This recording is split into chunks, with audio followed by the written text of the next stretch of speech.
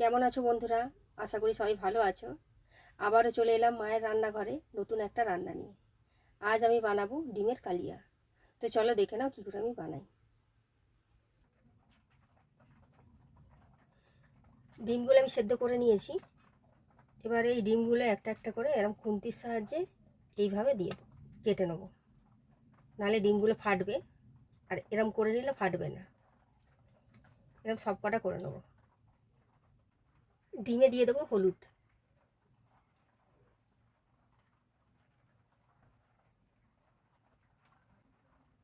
দিয়ে ভালো করে মাখিয়ে নেবো।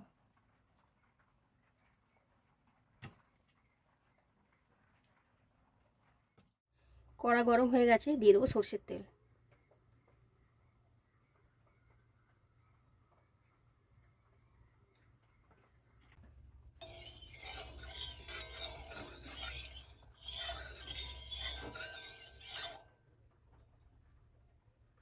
তেল গরম হয়ে গেছে, দিয়ে দেবো ডিম।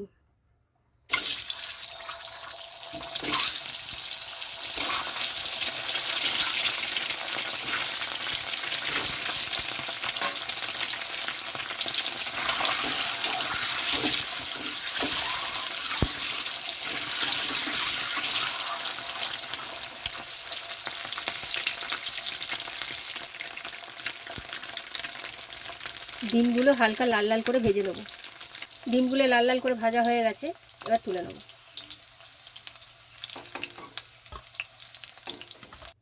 ওই একই তেলে দিয়ে দেবো পেঁয়াজ কুচি। পেঁয়াজগুলো একটু মোটা মোটা করে কেটেছি।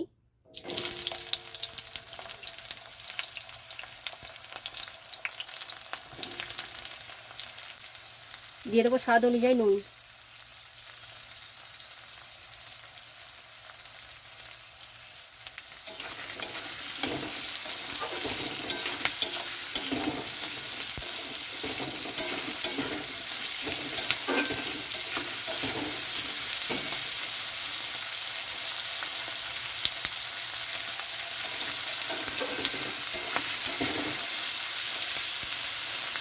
পেঁয়াজটা খুব লাল লাল করে ভাজবো না, পেঁয়াজটা হালকা ভাজবো।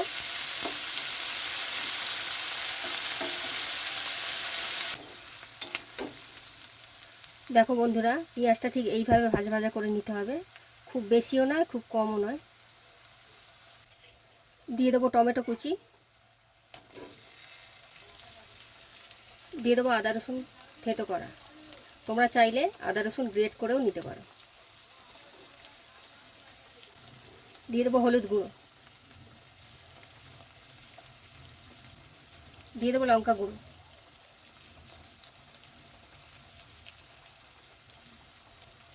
কালার হওয়ার জন্য দিয়ে দেবো কাশ্মীরি রেড চিলি পাউডার,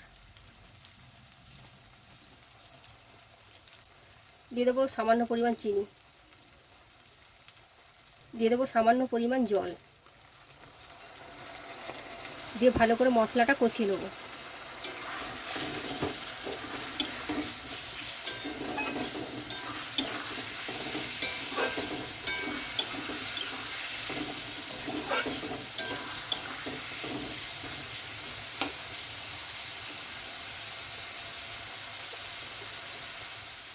কষানো আমাদের হয়ে গেছে, এবার দিয়ে দেবো পরিমাণ মতন জল।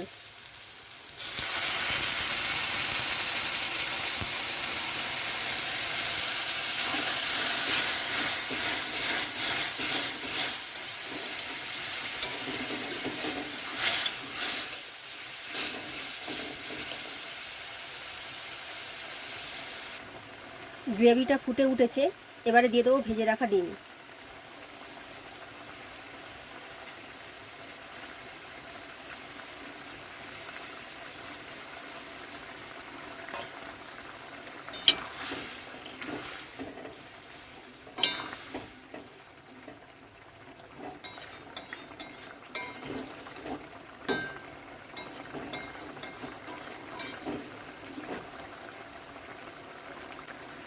এবারে ধিমি আঁচে চাপা দিয়ে এটাকে 3-4 মিনিট রেখে দেবো। এবারে চাপাটা খুলে দেখে নেব। এবারে আঁচটাকে জোরে দিয়ে একটু ভালো করে নাড়াচাড়া করে নেব।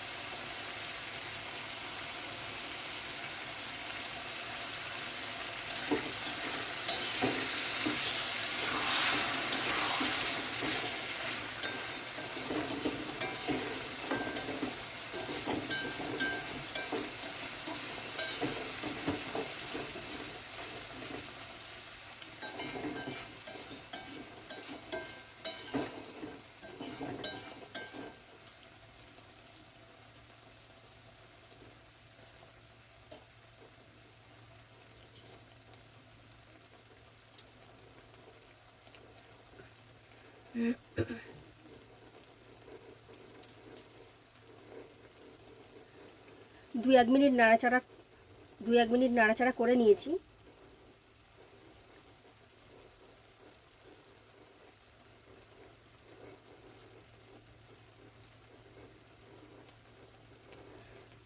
ডিমের কালিয়া আমাদের হয়ে গেছে, এবারে দিয়ে দেবো ধনেপাতা।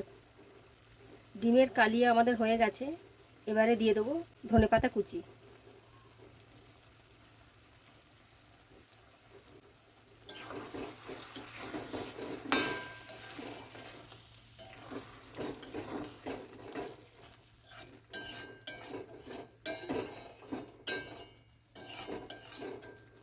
এবারে নামিয়ে নেব। বন্ধুরা, ডিমের কালিয়া আমাদের রেডি হয়ে গেছে। তো এইভাবে বাড়িতে একবার বানিয়ে খেয়ে দেখো, আশা করছি ভালো লাগবে। তো ফিরে আসছি কোনো নতুন ভিডিও নিয়ে। সবাই সুস্থ থেকো, ভালো থেকো, নমস্কার।